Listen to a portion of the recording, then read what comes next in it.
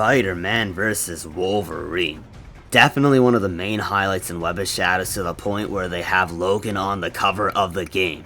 I would go as far as to say he may even have the best, most creative boss fight within the game due to its mechanics and comic ties, in tandem with narratively contributing to the game's themes of Spider-Man trying to keep a grasp on who he is as a person, when the lines get blurred due to the symbiote he's gambling his soul with for the sake of using it against threats to the city.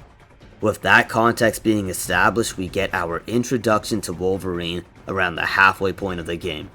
I've got the feeling that someone nasty. And it's nice to see you too, Logan. You sound as irritating as Spider-Man, but you don't smell right. You're one of them. One of who? Wait, you can smell the... Yeah, and you're one of them, bub. Now, what makes this boss my personal favorite in this game is the amount of things it has going for it despite being an alley street fight. This isn't just a boss fight, it's a conversation of trying to convince Wolverine that the symbiote hasn't overtaken Spider-Man.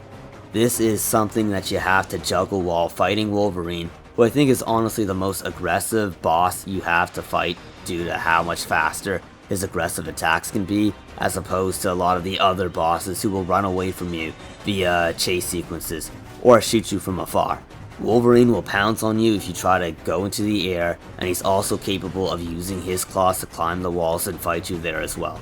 I think Wolverine is the only boss in the game that doesn't run away from you at a point, as opposed to Black Cat, where running away is definitely her thing in nearly every Spider-Man game she's in. Vulture is mostly just projectiles and flies away from you in both of his boss fights while relying on henchmen. Electro sorta runs away in his first boss and is pretty much all projectiles, and even Venom has a segment where you have to chase him down, etc.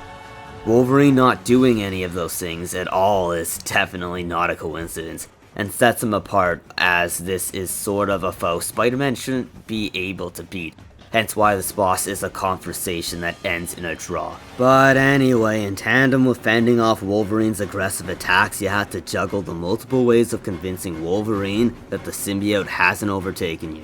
This is displayed by a red and black meter you can see that will go up and down for reasons I'm about to delve into. You'll get trivia questions that test your knowledge on Marvel Comics in tandem with Spider-Man's personal experiences. If you get the answer right out of the 4 options, then you'll score red points towards convincing Wolverine that you're in control. If you answer incorrectly, you'll score black points that will make Wolverine more hesitant to believe you.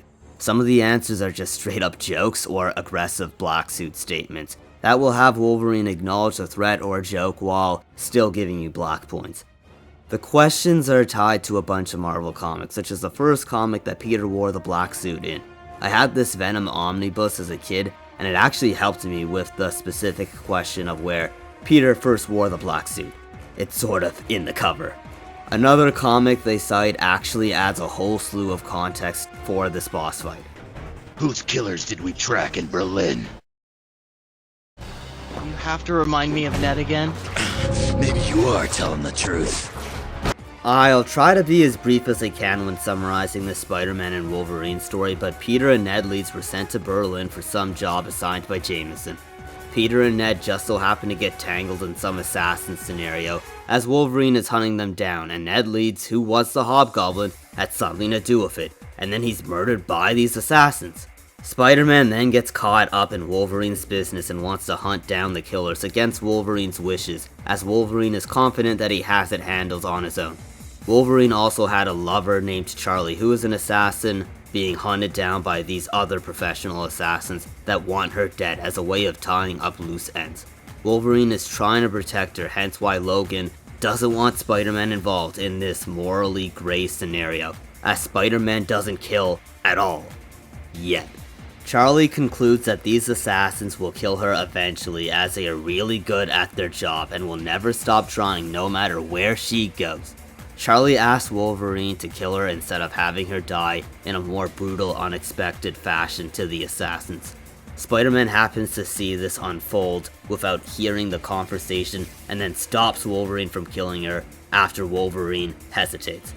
You're crazy. You're absolutely nuts. You're killing your own girlfriend? What kind of maniac are you? Back off, kid. This is too deep for you.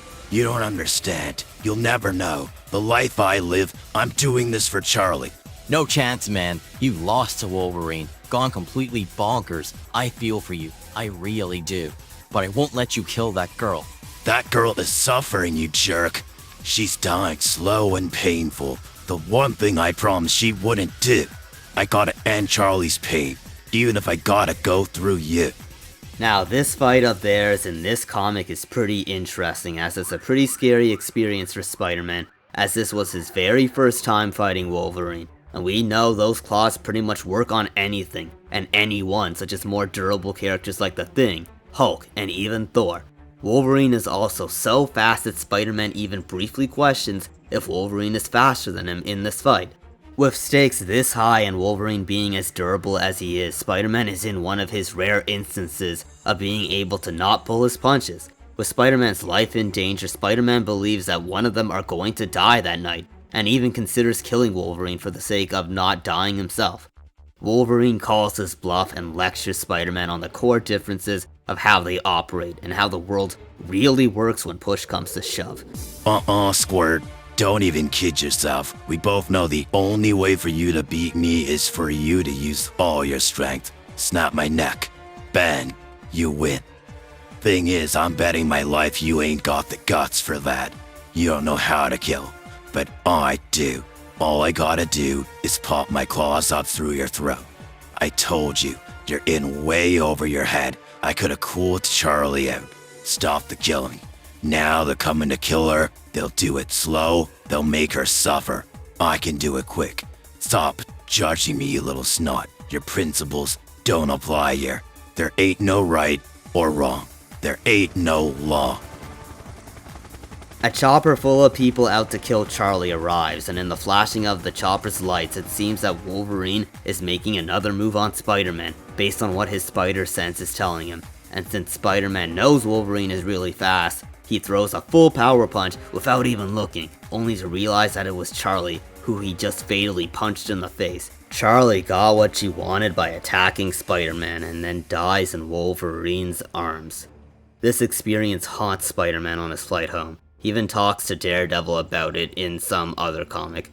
Now, I know it may seem that I got off topic here, but this reference comic really adds a lot to Web of Shadows, given that the 616 comics that predate Web of Shadows are basically canon to Web of Shadows due to the questions that cite these comics as a confirmation of these events happening, which therefore gives a lot of depth to how their second fight in Web of Shadows went. With the comic I just delved into, it seems that Wolverine wasn't really going all out against Spider-Man in their first fight despite his threats.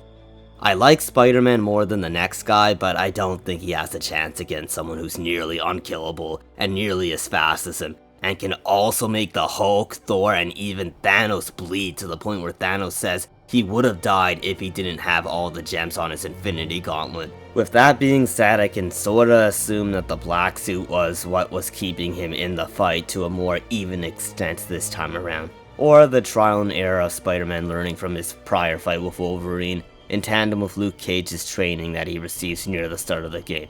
I really suggest this book, as I can link you guys to an omnibus that combines this story with a critically acclaimed Kraven's Last Hunt storyline. But with all that being said, it's really cool how Web of Shadows really ties into the source material. It's probably one of the most comic-tied superhero games I could think of, with very little competition apart from some creative liberties like the symbiote being able to mass multiply, which is something I sort of treat as a mutation, or some cool badass creative liberties like Vulture's sword wings, as opposed to Insomniac Spider-Man that probably has the biggest 180 in comic book accuracy that can be seen ever in any show, movie, or game.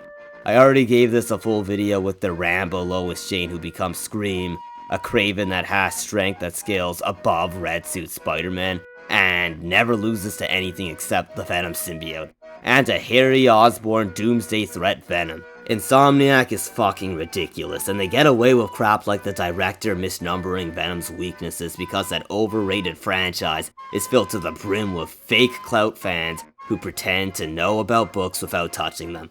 Insomniac kids would have no chance in hell if those modern games tried to have a comic book trivia quiz, unless they get lucky with something comic related that they end up seeing in the shorts feed. The only question I can see desperate fake virtue signaling Insomniac pull is some crappy question like this. How many genders are they?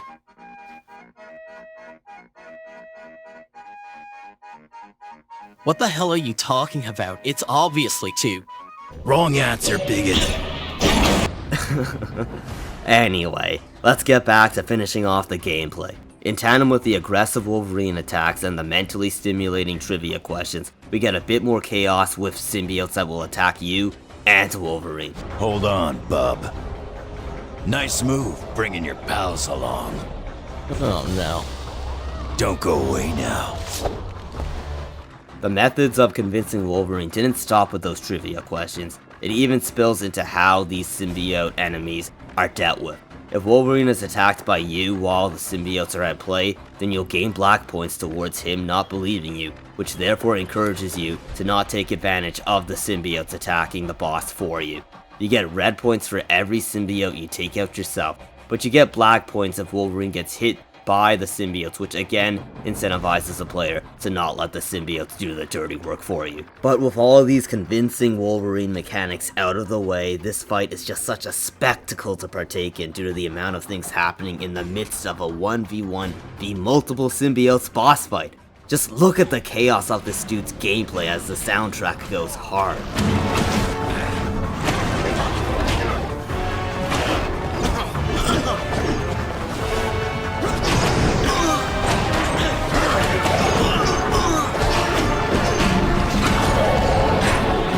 Definitely a heavy contender for the most creative Spider-Man boss fight ever. But anyway, this red and black meter that goes up through the points will change how this boss fight ends with 2 cutscenes. The black ending has Wolverine more reluctant to believe you, and will end the fight due to it going nowhere.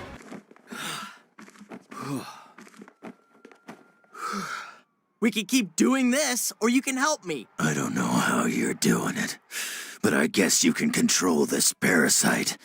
Use it. Just help me recognize them. I can't tell if someone's infected or not. All right, I'll try. But you're playing with fire, kid. That thing gets control of you, it's over. And the second ending has Wolverine be far less reluctant. Okay, yeah. You're not just irritating. You are Spider-Man.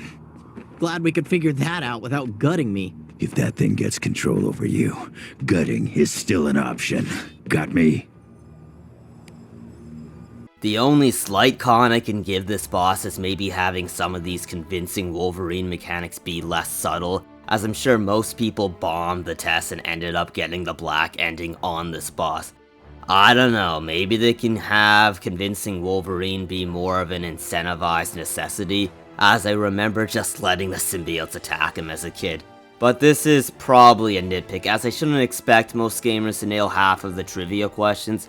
I don't shame people for not reading comics unless they're the people who complain about comic book accuracy without reading it themselves, or if they bash certain movies for straying from the source material, only to hypocritically like movies or games that strayed even further. But anyway, after this boss ends, Wolverine ends up being a pretty good ally that helps you make out the symbiotes that are undercover. And it can also be summoned randomly at any point with the exception of boss fights. He's the only red Spider-Man ally that can keep up with you when you're not limiting yourself to ground combat. Although he won't really be of too much significant help against flying symbiotes like the Vulture would be. It's interesting how the dark side allies seem to be more of an effective help than the heroes, which sorta plays off of the temptation to be bad, in tandem with the black suit generally being more effective than the red suit. But anyway, Wolverine will help you so long as you're in the red state of Peter's moral compass, as opposed to the black side where Wolverine will not assist if he feels like the black suit is manipulating Peter's behavior. Given that Wolverine is reluctant to let Spider-Man keep the suit on due to him knowing the symbiote's nature. It's actually sort of a story running gag where a lot of the other characters insist that Peter takes off the black suit, with examples like Black Widow and Moon Knight. You are sure the relation is symbiotic and not simply parasitic? If it was a parasite, it'd be harming me rather than giving me strength and reflexes. What? I am wondering what your plan is should you discover that the suit is not as beneficiary as you think. It's not going to come to that, okay? Look, I know how these things work. It's not going to come to that. A warning that Spider-Man should take seriously, especially if you end up getting one of the two bad endings where Spider-Man lets this symbiote overtake him, which would therefore make all of those heroes right when it comes to worrying about him. The black ending can be a little poetic given that Wolverine was the only hero to straight up threaten to kill Spider-Man if the suit took over, only for Wolverine to be tasked with killing Spider-Man in the bad ending where Spider-Man stops Tinker's device from curing the city of the symbiotes. Are you in full control? I'm dandy. Bring me Spider-Man, dead or alive. I'm going with Dad. And then you have Black Cat straight up encouraging him to leave the suit on with a little seductive charm. A really interesting subtle commentary on how a woman can have a greater influence that can make a man make bad decisions they wouldn't normally make, but that could be another video in itself. But anyway, this is a Spider-Man and Wolverine video at the end of the day, so I'll fast forward to his second gameplay mission where you get to work with Wolverine to evacuate citizens from a church while using the church's bell to fend off symbiotes as loud vibrations are a weakness to the symbiotes. Interesting how Spider-Man ever told Wolverine this weakness given this line. He figured out that the symbiotes couldn't stand certain sounds. And of course that would include me if I used my own symbiote. Maybe the symbiote had an influence on keeping that secret, or maybe Spider-Man tried to keep it unspoken so that he would be less likely to be gutted by Wolverine. But anyway, in this mission you're partially de-incentivized to use the black suit, as striking the bell while using the black suit will stun you as well. Overall, your mission is to take out a certain amount of symbiotes while making sure the symbiotes don't get into the church. Due to working with Wolverine and using the bell, I think this building defense mission is the most fun building defense mission within the game. There's some pretty solid funny lines between Wolverine and Spider-Man in this mission too. You can even call upon a third ally if you want to add to the chaos. But anyway, things don't go super smoothly after all the civilians are evacuated.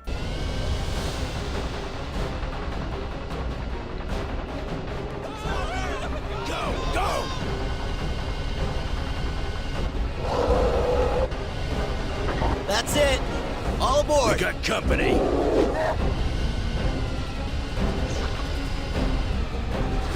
I got it.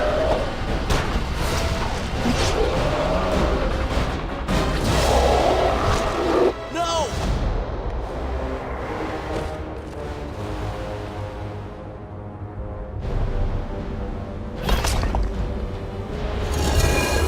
Oh no. Finally. I'm the biggest guy in the bar.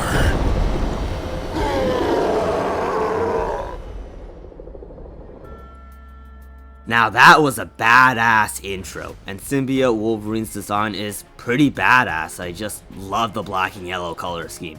I'm so glad they gave him an original design instead of just taking one that belonged to another person. But anyway, Wolverine's line about finally being the biggest guy in the barn is a funny reference to his canonical height being 5'3". But anyway, there's not as much to be said when it comes to this boss fight, as this one sort of comes down to being a straight up brawl, which is in character as this symbiote has taken over Wolverine. I like the symbiote Wolverine lines that over exaggerate Wolverine's feelings on how annoying he can find Spider-Man to be, as is usually par for the course when it comes to symbiotes. But anyway, the gameplay of this is straight up combat. Wolverine has some symbiotes that will help him, and he will take breaks to give himself some symbiote spike armor via the symbiote pods you can decide to take out. The armor sort of just works as extra health. I think this could have been made more interesting by having the armor be something that you could only get rid of by using the bell, as opposed to it just being extra health. Of course, Wolverine plays differently from his regular counterpart, as his animations are even more feral than he was before, although he doesn't seem to be as fast. He sort of fights like a hybrid of Wolverine and Venom, similar to what you would assume given his appearance. If you leave Wolverine alone and get too far from him, he'll start healing, which is a pretty good incentive to not play like a coward. If you run away to heal, then he will heal too, but even faster. Overall, this boss is solid, but I don't think it's as amazing as the first normal Wolverine boss fight, although the quick time events are fairly epic.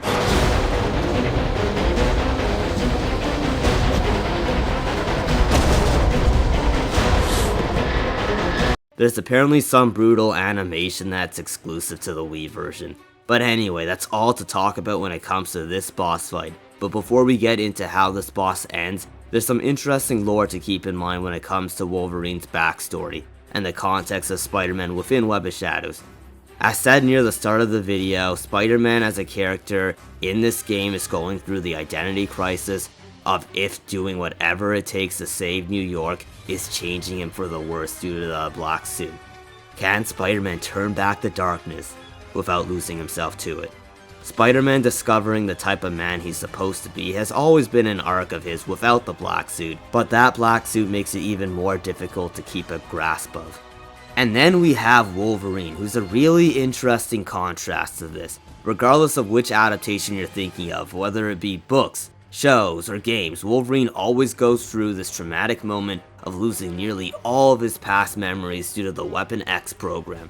In some sort of way, he quite literally doesn't know who he is, but despite that, he actually does know who he is, even if the memories are gone.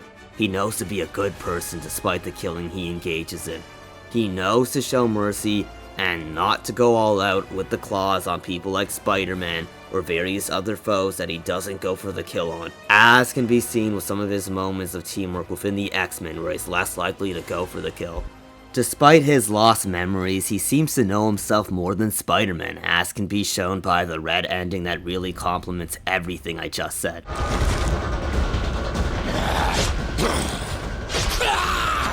Oh, look, I didn't mean literally get it out. Doesn't that hurt? Yeah, like hell. I'll be with you in a minute. And thanks. You're welcome, I think. Boy, talk about cutting yourself down to size. Yeah, well, I prefer life this way. It's who I am. Must be nice, What? knowing who you are. Man, what an arc. Of course, Wolverine pulling his punches or claws with Spider-Man no longer becomes a thing after the edgy black suit ending, where Spider-Man rips Wolverine's legs off, which I don't think is possible canonically unless the symbiote ability to morph physiology somehow had a part in it. I'll be honest though, this dark ending sorta only works for badass Spider-Man hype or shock value, but Wolverine doesn't deserve that. The black suit sorta works best when it over-exaggerates feelings that Peter already has, such as the Sandman fight in Spider-Man 3, or other choices in Web of Shadows like the Black Cat options, which play off of Peter's temptation for Black Cat and her seductive charms. I guess this Wolverine scene can show how far that symbiote could take Spider-Man for the worse, as this does happen near the end of the game. Kill you for this. Wolverine is safe. Get back here and pick him up. The choice you make with that symbiote Wolverine boss fight has an insane impact on how Mary Jane responds to you as you get back to her after that boss fight. She'll treat you with her normal affection she has for Peter if you chose the red option for dealing with Wolverine. Spidey, man, am I glad to see you. Thank God you're okay. We're spread thin. Now I gotta take the lead convoy. MJ can ride with me. Spidey, can you protect the area until we're all underway? And then guard the last convoy? Are you sure? I'll be fine. Let's get everyone out of here. Good luck, brother. You too. See you on the other side. Promise me, no more dark suit. I promise.